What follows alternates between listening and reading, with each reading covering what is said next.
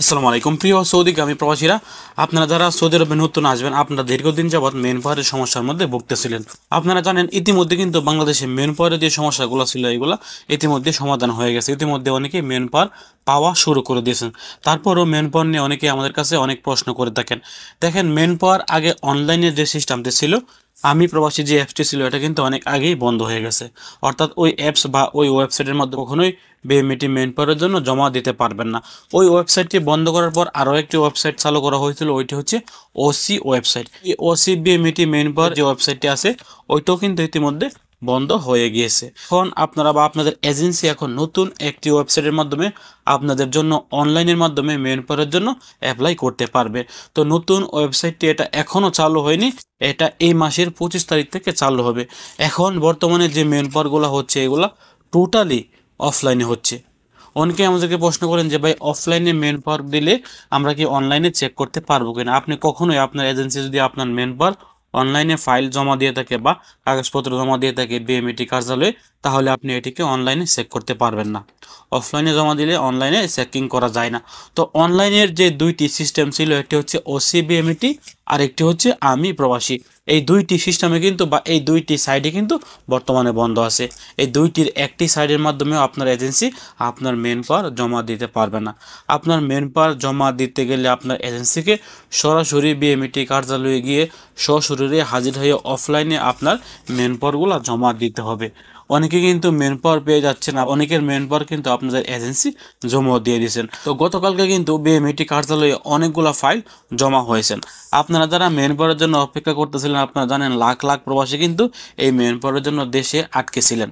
আপনারা কিছুদিন ধৈর্য ধরুন, যেহেতু অনেকগুলো ফাইল একসাথে জমা হয়ে গেছে। আশা করছি 3-4 দিনের ভিতরে যে ফাইলগুলো জমা হয়েছে ওইগুলো বের হয়ে আপনারা আপনাদের মেন পাওয়ারটি পেয়ে যাবেন। আপনাদেরকে কয়েকদিন ধৈর্য বা কয়েকদিন সবর করতে হবে।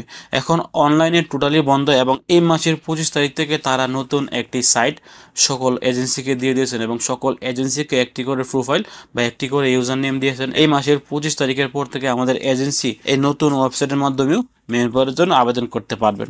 নতুন ওয়েবসাইটটি হচ্ছে RAINSOEP.gov.bd। এটি হচ্ছে নতুন ওয়েবসাইট। আগে যে দুইটি ওয়েবসাইট ছিল আমি প্রবাসী এবং ওসি বিএমইটি, এই দুইটি বন্ধ। এখন নতুন করে আবারও আমাদের এজেন্সি এই মাসের 25 তারিখের পর থেকে তারা ব্যবহার করতে পারবে RAINSOEP.gov.bd। এই ওয়েবসাইটের মাধ্যমে তারা এই মাসের 25 তারিখের পর থেকে আমাদের মেন পাওয়ারগুলো আবারও সাবমিট করতে পারবে। এই মুহূর্তে যে মেন পাওয়ারগুলো হচ্ছে, এই মুহূর্তে যে মেন পাওয়ারের ফাইলগুলো জমা হচ্ছে, এইগুলো সম্পূর্ণই অফলাইনে জমা দেওয়া হচ্ছে। আশা করছি বিএমইটি নিয়ে যারা আমাদের কাছে সর্বশেষ আপডেটটি জানতে চাচ্ছেন, আপনারা বিএমইটির সর্বশেষ আপডেটটি আমাদের কাছ থেকে জানতে পেরেছেন। তো বিএমইটি মেন পাওয়ার যদি আপনার হাতে পেতে 2-1 দিন সময় লাগে, আপনারা অপেক্ষা করবেন। যেহেতু এটি দীর্ঘদিন পরে খুলেছে, সেক্ষেত্রে আপনাদের অপেক্ষা করা ছাড়া আর কিছু করার নাই, অপেক্ষা করতে হবে।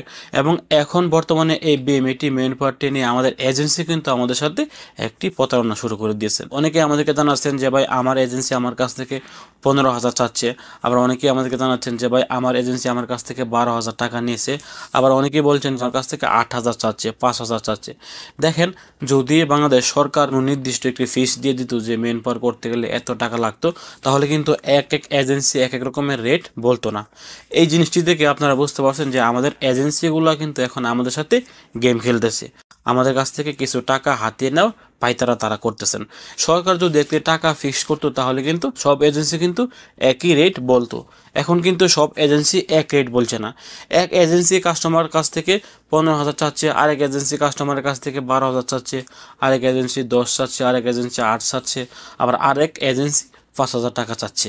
এখন আপনারা এগুলো দেখে বুঝতে পারতেছেন যে আমাদের এজেন্সিগুলো এখন আমাদের কাছ থেকে কিছু টাকা খাওয়ার পাইতারা করতেছেন। যাই হোক, আল্লাহ তাদেরকে হেদায়েত করুক, এটাই আমরা কামনা করছি। সৌদি ভিসা সংক্রান্ত মেন পাওয়ারের সকল আপডেট তথ্য পেতে এবং সৌদি আরবে আসার পর আপনারা সৌদি আরবের সকল আপডেট তথ্য পেতে অবশ্যই আমাদের দূরপ্রবাস নিউজ ইউটিউব চ্যানেলটি সাবস্ক্রাইব করে পাশে থাকা বেল বাটনটি অন করে রাখবেন। ভালো থাকুন, সুস্থ থাকুন, দূরপ্রবাসের সঙ্গে থাকুন। আসসালামু আলাইকুম।